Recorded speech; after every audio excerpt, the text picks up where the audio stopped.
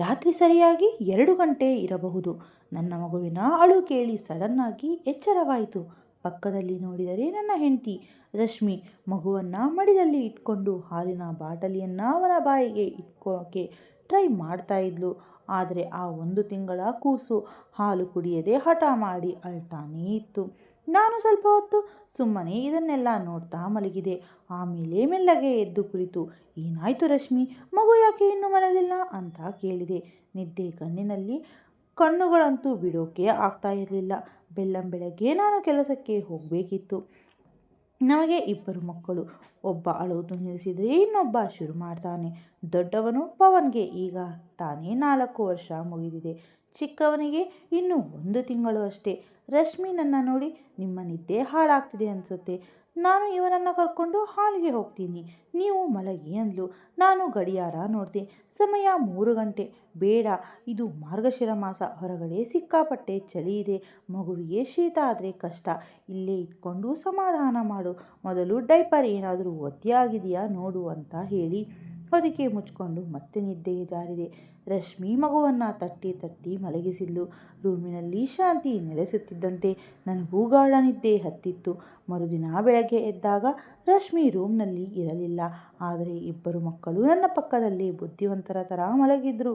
ಅವರಿಬ್ಬರ ಹಣೆಗೆ ಮುತ್ತು ಕೊಟ್ಟು ಹೊರಗಡೆ ಬಂದೆ. ರಶ್ಮಿ ಅಂಗಳದಲ್ಲಿ ರಂಗೋಲಿ ಹಾಕಿ ಮುಗಿಸಿ ವರಾಂಡ ಗುಡಿಸ್ತಾ ಇದ್ಲು. ನನ್ನನ್ನು ನೋಡಿದ ತಕ್ಷಣ ಪರಕೆ ಇಟ್ಟು ಓಡಿ ಹೋಗಿ ಅಡುಗೆ ಮನೆ ಸೇರಿದ್ಲು. ಬಿಸಿ ಬಿಸಿ ಇಡ್ಲಿ ಚಟ್ನಿ ತಂದು ಮುಂದಿಟ್ಟು ನನ್ನ ಅಮ್ಮನನ್ನು ಊಟಕ್ಕೆ ಕರೆದ್ಲು. ಅಮ್ಮ ಬಂದು ನನ್ನ ಜೊತೆ ಕೂತು ಊಟ ಮಾಡಿದ್ರು. ರಶ್ಮಿ ಆಮೇಲೆ ಊಟ ಮಾಡ್ತಾ ಇದ್ಲು. ಇಲ್ಲ ಅಂದರೆ ಕೆಲವೊಮ್ಮೆ ಕೆಲಸದ ಅವಸರದಲ್ಲಿ ಊಟ ಮಾಡೋದನ್ನೇ ಮರೆತು ಬಿಡ್ತಿದ್ಲು.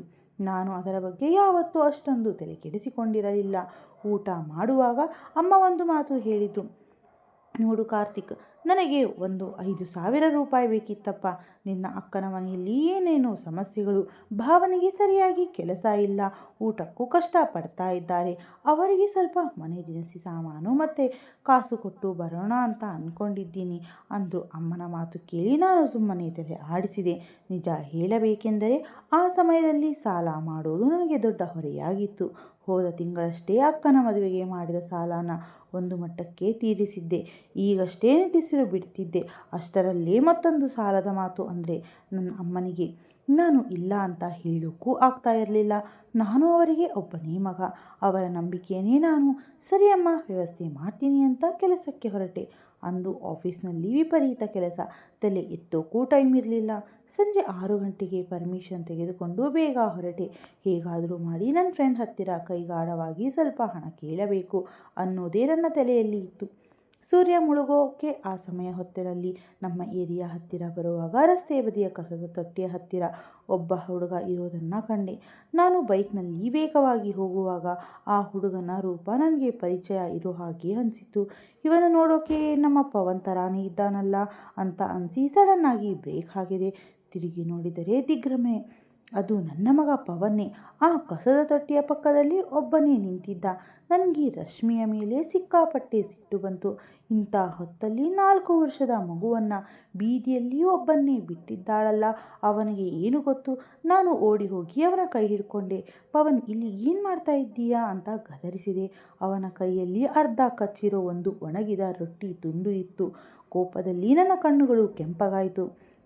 ನೇರವಾಗಿ ಮನೆಗೆ ಹೋಗಿ ರಶ್ಮಿಗೆ ಬಾಯಿಗೆ ಬಂದ ಹಾಗೆ ಬೈಬೇಕು ಅಂತ ಅನಿಸ್ತಿತ್ತು. ಮಗುವನ್ನು ಹೀಗೆ ಅನಾಥನ ಥರ ಬೀದಿಗೆ ಬಿಟ್ಟಾಳಲ್ಲ ಅಂತ ಉರಿ ಹತ್ತಿತ್ತು. ಪವನ್ ನನ್ನನ್ನು ನೋಡಿ ಹೆದರು ಕಣ್ಣೀರು ಹಾಕುತ್ತಾ ನಿಂತಿದ್ದ. ಹೇಳು ಪವನ್, ಇಲ್ಲಿ ಏನು ಮಾಡ್ತಾ ಇದ್ದೀಯಾ ಅಂತ ಮತ್ತೆ ಗದರಿಸಿದೆ. ಅವನು ಅಳ್ತಾನೇ ಹೇಳ್ದ, ಅಪ್ಪ, ಅಮ್ಮನಿಗೆ ಹಸಿವಾಗ್ತಿದೆ ಅಪ್ಪ, ಅದಕ್ಕೆ ಅವರಿಗೆ ಗೊತ್ತಿಲ್ಲದೆ ಈ ರೊಟ್ಟಿ ತಗೊಂಡು ಹೋಗೋಕೆ ಬಂದೆ ಅಮ್ಮ, ಪಾಪ ಅಪ್ಪ. ಅವನು ಹೇಳಿದ ಮಾತು ಕೇಳಿ ಒಂದು ಕ್ಷಣ ಪ್ರಪಂಚವೇ ಸ್ತಬ್ಧವಾದಂತೆ ಆಯಿತು. ಏನು ಹೇಳ್ತಿದ್ದೀಯ ಕಂದ? ಅಮ್ಮನಿಗೆ ಹಸಿವಾ? ಮನೆಯಲ್ಲಿ ಎಲ್ಲ ಇದೆಯಲ್ಲ, ಮತ್ತ್ಯಾಕೆ ಅಂತ ಕೇಳಿದೆ. ಅವಳು ಸುಮ್ಮನೆ ಏನಾದರೂ ಹೇಳಿ ಅಳ್ತಾ ಇರೋದು ಅವಳ ಕೆಲಸ ಅಂತ ನನ್ನ ಅಮ್ಮ ಪದೇ ಪದೇ ರಶ್ಮಿ ಬಗ್ಗೆ ಹೇಳ್ತಾ ಇದ್ರು. ಈಗಲೂ ಅವಳು ಮಗನಿಗೆ ಏನೋ ಹೇಳಿ ಅವನನ್ನು ಹೀಗೆ ಮಾಡಿಸಿದ್ದಾಳೆ ಅಂತಾನೆ ಮೊದಲು ಅಂದುಕೊಂಡೆ. ಪವನ್ನ ಬೈದಿದ್ದಕ್ಕೆ ಅವನು ಬಿಕ್ಕಿ ಬಿಕ್ಕಿ ಅಳೋಕೆ ಶುರು ಮಾಡಿದ. ಅವನ ಕೈಯಲ್ಲಿದ್ದ ಆ ರೊಟ್ಟಿನ ಕಿತ್ತು ಬಿಸಾಕಿ ಅವನನ್ನು ಬೈಕ್ ಮೇಲೆ ಕೂರಿಸಿದೆ. ಆದರೆ ನನ್ನ ಹಣೆ ಬರಹ, ಬೈಕ್ ಸ್ಟಾರ್ಟ್ ಆಗಲಿಲ್ಲ. ಕಳೆದ ಕೆಲವು ದಿನಗಳಿಂದ ಬೈಕ್ ರಿಪೇರಿಯಲ್ಲಿತ್ತು. ಕೈಯಲ್ಲಿ ಕಾಸಿಲ್ಲದ್ದಕ್ಕೆ ಹಾಗೆ ಓಡಿಸ್ತಿದ್ದೆ. ಕೊನೆಗೆ ಬೈಕ್ ತಳ್ಳಿಕೊಂಡೇ ಮನೆ ಬಾಗಿಲಿಗೆ ಬಂದೆ. ಮಗನನ್ನು ಎತ್ಕೊಂಡು ಆವೇಶವಾಗಿ ಒಳಗೆ ನುಗ್ಗಿದೆ. ರಶ್ಮಿಗೆ ಇವತ್ತು ಸರಿಯಾಗಿ ಕ್ಲಾಸ್ ತಗೋಬೇಕು ಅಂತಾನೆ ಒಳಗೆ ಹೋಗಿದ್ದು. ಆದರೆ ಒಳಗಡೆಯಿಂದ ಕೇಳಿ ಬಂದ ಮಾತುಗಳು ನನ್ನ ಕಾಲುಗಳನ್ನು ಅಲ್ಲಿಯೇ ಕಟ್ಟಿ ಹಾಕಿದ್ದವು. ಯಾವುದೋ ಒಂದು ದೊಡ್ಡ ಸತ್ಯ ನನ್ನ ಎದೆಗೆ ಬಲವಾಗಿ ಬಡಿದಂತಾಯಿತು. ನನ್ನ ಹೆಸರು ಕಾರ್ತಿಕ್. ನಾನು ಮೂಲತಃ ಶಿವಮೊಗ್ಗದವನು. ನಾನು ಚಿಕ್ಕ ಹುಡುಗ ಇದ್ದಾಗಿನಿಂದಲೇ ಅಪ್ಪನನ್ನು ಕಳೆದುಕೊಂಡೆ. 17ನೇ ವಯಸ್ಸಿನಲ್ಲೇ ಅಮ್ಮ ಮತ್ತು ಒಬ್ಬಳು ಅಕ್ಕನನ್ನು ನೋಡಿಕೊಳ್ಳೋ ಪೂರ್ತಿ ಜವಾಬ್ದಾರಿ ನನ್ನ ಹೆಗಲ ಮೇಲೆ ಬಿತ್ತು. ಅಕ್ಕ ಸುಮನಾಳ ಮದುವೆ ಜವಾಬ್ದಾರಿ ಕೂಡ ನಂದೇ ಆಗಿತ್ತು. ಆಗ ತಾನೇ PUC ಮುಗಿಸಿ ಮುಂದಿನ ಓದಿನ ಬಗ್ಗೆ ಕನಸು ಕಾಣ್ತಾ ಇದ್ದೆ. ಆದರೆ ಅಪ್ಪ ಹೋದ ಮೇಲೆ ಬಿದ್ದ ಹೊರೆ ನನ್ನ ಓದಿಗೆ ಮಂಗಳ ಹಾಡೋ ಹಾಗೆ ಮಾಡ್ತು. ಹೇಗಾದರೂ ಮಾಡಿ ಕೆಲಸ ಹುಡುಕಿ ಕುಟುಂಬ ಉಳಿಸಬೇಕು, ಅಮ್ಮನ್ನ ಚೆನ್ನಾಗಿ ನೋಡ್ಕೋಬೇಕು, ಅಕ್ಕನಿಗೆ ಮದುವೆ ಮಾಡಿಕೊಡಬೇಕು ಅನ್ನೋ ಯೋಚನೆಗಳೇ ನನ್ನ ತಲೆಯಲ್ಲಿ ತುಂಬಿತ್ತು. ತುಂಬ ಕಡೆ ಅಲೆದಾಡಿದ ಮೇಲೆ ಅಪ್ಪನ ಫ್ರೆಂಡ್ ಒಬ್ಬರ ಸಹಾಯದಿಂದ ಒಂದು ಒಳ್ಳೆಯ ಕಂಪನಿಯಲ್ಲಿ ಕೆಲಸ ಕೂಡ ಸಿಕ್ತು. ಆದರೆ ಒಂದು ಕಂಡೀಷನ್ ಇತ್ತು. ಕೆಲಸ ಮಾಡ್ತಾನೆ ನಾನು ಡಿಸ್ಟೆನ್ಸ್ ಎಜುಕೇಷನ್ ಮೂಲಕ ಡಿಗ್ರಿ ಮುಗಿಸಬೇಕಿತ್ತು. ಹಾಗಾದರೆ ಮಾತ್ರ ಮುಂದೆ ಪ್ರಮೋಷನ್ ಸಿಗುತ್ತೆ ಅಂದರು. ಅಪ್ಪನ ಗೆಳೆಯ ನನಗೆ ದೊಡ್ಡ ಬೆನ್ನೆಲುಬಾಗಿ ನಿಂತಿದ್ರು. ಕಾಲೇಜಿನ ಮೊದಲ ವರ್ಷದ ಫೀಸ್ ಕೂಡ ಅವರೇ ಕಟ್ಟಿದ್ರು. ಹೀಗೆ ಕೆಲಸ ಮತ್ತು ಓದು ಎರಡು ಒಟ್ಟಿಗೆ ಶುರುವಾಯಿತು. ಅದು ತುಂಬ ಕಷ್ಟದ ಕಾಲವಾಗಿತ್ತು. ಭವಿಷ್ಯ ಚೆನ್ನಾಗಿರಲಿ ಅಂತ ಹಗಲು ರಾತ್ರಿ ಕಷ್ಟಪಟ್ಟೆ. ಬೆಳಗ್ಗೆ 8 ಗಂಟೆಗೆ ಮನೆಯಲ್ಲಿಂದ ಹೊರಟರೆ ರಾತ್ರಿ 8-9 ಗಂಟೆ ಆಗೋದು ನಾನು ವಾಪಸ್ ಬರೋಕೆ. ನಾನು ಇಲ್ಲದ ಟೈಮ್ನಲ್ಲಿ ಮನೆಯಲ್ಲಿ ಏನು ನಡೆಯುತ್ತಿದೆ, ಖರ್ಚು ವೆಚ್ಚಗಳು ಹೇಗೆ ಮ್ಯಾನೇಜ್ ಆಗ್ತಿವೆ ಅನ್ನೋದು ನನಗೆ ಗೊತ್ತೇ ಇರಲಿಲ್ಲ. ತಿಂಗಳು ಮುಗಿದು ಕೈಗೆ ಸಂಬಳ ಬಂದರೆ ಸಾಕು, ಅದನ್ನು ಹಾಗೆಯೇ ತಂದು ಅಮ್ಮನ ಕೈಗೆ ಇಡ್ತಿದ್ದೆ. ಮನೆ ಜವಾಬ್ದಾರಿನ ಅಮ್ಮನೇ ನೋಡಿಕೊಳ್ಳುತ್ತಿದ್ದರು.